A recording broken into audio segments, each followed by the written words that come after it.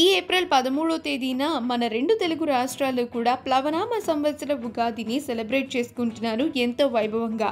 అందరికీ ఈ ఏడాది ఎంతో మంచి జరగాలి అని భక్తి శ్రద్ధలతో పూజలు నిర్వహించుకుంటున్నారు. ఇక మంచు ఫ్యామిలీ కూడా ఈ పండుగను ఎంతో ఘనంగా సెలబ్రేట్ చేసుకున్నారు.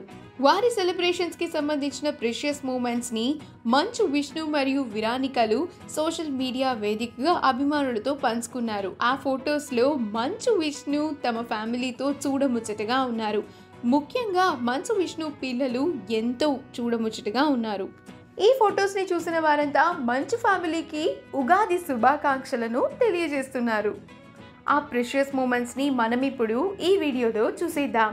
ఈ వీడియో కనుక మీకు నచ్చినట్లయితే మీ అభిప్రాయాన్ని కమెంట్స్ ద్వారా మాకు తెలియజేయండి. మా ఛానల్ని సబ్స్క్రైబ్ చేయడం మర్చిపోకండి.